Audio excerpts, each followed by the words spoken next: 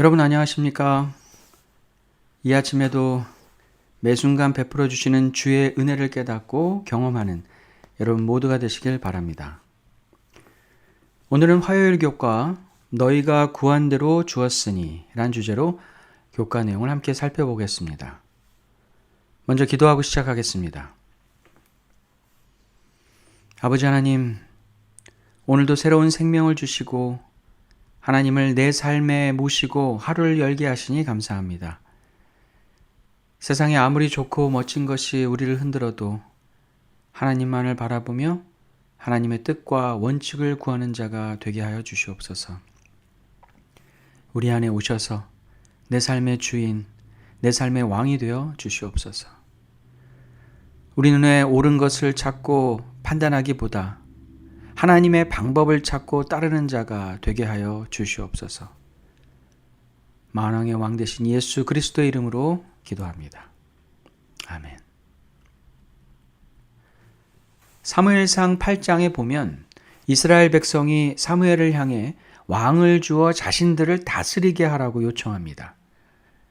세상의 나라들과 달리 하나님을 왕으로 모시고 하나님의 직접적인 통치를 받는 것이 얼마나 큰 특권인지를 깨닫지 못하고 이스라엘 백성은 인간 왕을 요구하였습니다. 그들의 눈에 보기에 인간 왕이 다스리는 이웃나라의 모습이 보기 좋았나 봅니다. 인간들이 한 인간을 왕으로 삼고 신과 같은 존재로 받들고 섬기는 것이 매력적으로 보였던 것 같습니다. 이웃나라들이 인간 왕을 아름다운 장식으로 포장하고 그를 위대하게 보이게 만들어 놓은 모습이 그들 눈에는 멋지게 보였는지도 모릅니다. 이스라엘 백성들은 인간 왕이 가지고 있는 본질적인 죄악과 악함을 생각하지 않은 채 눈에 보이는 화려함에 빠져버렸습니다. 이스라엘 백성들이 인간 왕을 요구하게 된 배경의 시작은 사무엘의 늙음과 그의 아들들의 타락이었습니다.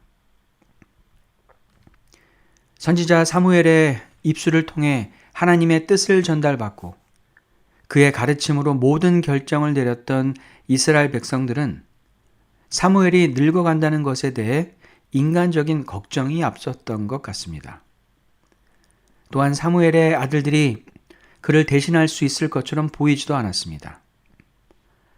이스라엘 장로들의 인간적인 걱정과 판단은 사무엘에게, 더 나아가 하나님에게 인간 왕을 요구하는 데까지 이르게 되었습니다. 인간적인 시각으로 보면 장로들의 걱정이 한편으로 타당해 보이고 그럴듯하게 들립니다. 하지만 그들은 하나님이 진정 누구인지를 잊어버린 듯합니다.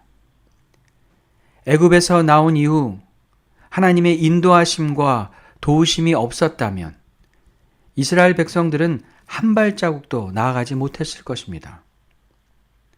그 수많은 기적과 은혜의 순간들을 잊어버린 채 그들은 소위 이성적인 판단, 인간적인 해결 방법을 찾고 있었습니다. 결국 하나님이 이스라엘의 왕이시다라는 하나님의 원칙을 그들의 판단과 결정으로 뒤집으려 했습니다. 우리의 신앙 여정에도 이스라엘 백성과 같은 인간적인 결정으로 하나님의 다스리심을 인정하지 않을 때가 종종 있습니다. 근본적인 물음일 수 있지만 우리 스스로에게 물어봅니다. 나는 하나님을 내 삶의 왕으로, 내 인생의 주인으로 모시고 있는가? 하나님이 내 인생의 첫째였던 때가 몇 번이었나? 내 가족, 내가 가진 것, 내가 좋아하고 원하는 것이 대부분 먼저일 때가 많았음을 고백할 수밖에 없습니다. 하나님을 내 삶에 잠시 두 번째 혹은 세 번째 자리에 놓을 때도 그럴 만한 이유와 핑곗거리는 충분히 있었습니다. 하나님을 대신할 인간 왕을 요구한 이스라엘 백성들과 우리가 크게 다르지 않습니다. 그들 가운데 우리 또한 함께 있는 듯 보입니다. 사무엘의 기도를 들은 하나님은 이스라엘 백성이 인간 왕을 구한 것이 하나님을 버린 결과라고 말씀하십니다. 사무엘상 8장 7절입니다. 여호와께서 사무엘에게 이르시되 백성이 내게 한 말을 다 들으라. 이는 그들이 너를 버림이 아니요 나를 버려 자기들의 왕이 되지 못하게 함이니라. 이스라엘 백성들은 왕을 요구함으로 당신의 백성에 대한 하나님의 다스리심을 거부하였습니다. 하나님이 보시기에 이스라엘 백성의 본심은 그들에게 인간 왕이 필요한 것이 아니라 하나님을 버려 자신들의 왕이 되지 못하게 하려는 것이었습니다. 하나님은 이스라엘 백성들이 인간 왕을 요구한 결과가 하나님을 버리고 더 이상 하나님이 그들의 삶을 다스리는 분이 되지 못하게 만들었다고 말씀하십니다. 우리 신앙 여정에서 우리는 하나님이 나를 다스리지 못하게 하는 선택과 결과를 한 적은 없었을까요?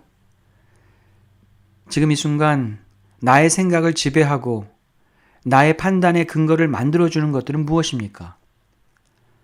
때론 삶의 걱정과 근심이 내 머릿속에 가득해서 기도조차 하지 못할 때가 있습니다. 오랫동안 내가 바라고 원했던 일들 앞에서 하나님의 나라와 뜻을 생각할 여유가 없을 때가 있습니다. 기쁘고 행복한 순간에 하나님께 영광 돌리기보다 내가 한 선택과 결정이 얼마나 옳았는지 사람들이 알아주길 기대할 때가 있습니다. 하나님을 다시 내 삶의 주인이요 왕으로 모시기 위해서는 우리에게 믿음과 결단이 필요합니다. 이 아침에 그 믿음과 결단이 있기를 바랍니다. 신명기 17장에 하나님께서 인간 정부의 악으로부터 당신의 백성을 보호하기 위해 안전장치를 마련하셨음에도 불구하고 이스라엘과 그 왕들의 역사에서 하나님이 주신 안전장치는 자주 무시되었습니다. 하나님의 원칙과 방법을 무시하고 인간적인 방법과 수단을 선택한 결과는 이스라엘 백성들의 삶의 고통으로 돌아왔습니다. 이스라엘 백성들의 왕의 자리에 하나님을 대신해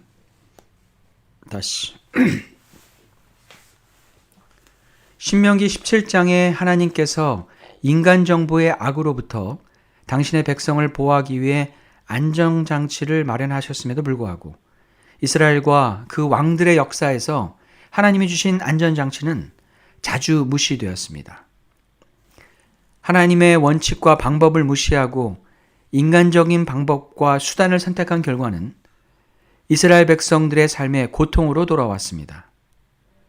이스라엘 백성들의 왕의 자리에 하나님을 대신해 그들이 원하던 대로 그들의 왕이 섰지만 그들과 왕의 삶은 불순종의 연속이었습니다.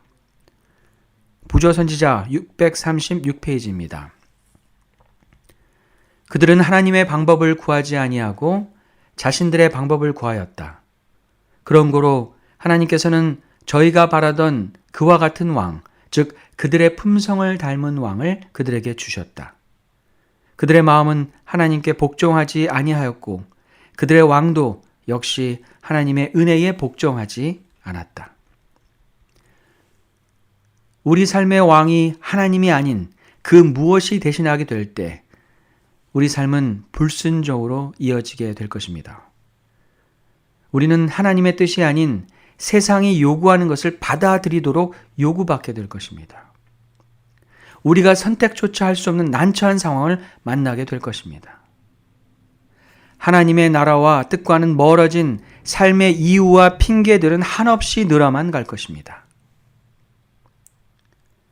이 아침에 우리의 삶에서 하나님을 하나님의 마땅한 자리에 모시기를 바랍니다. 인간 왕을 선택한 후에 다시는 하나님을 왕으로 모시지 못했던 이스라엘 백성처럼 하나님을 다시 우리 삶의 왕이요 주인으로 모시는 일에는 용기와 믿음이 필요할 수 있습니다. 이 아침 하나님께 용기와 믿음을 구하며 하나님을 나의 왕으로 모시기 원합니다. 하나님 앞에 온전히 엎드려 굴복하는 자가 되어 주께 고백하는 우리가 되기를 바랍니다. 여호와 하나님은 내 삶의 주인이시며 나의 참된 왕이십니다.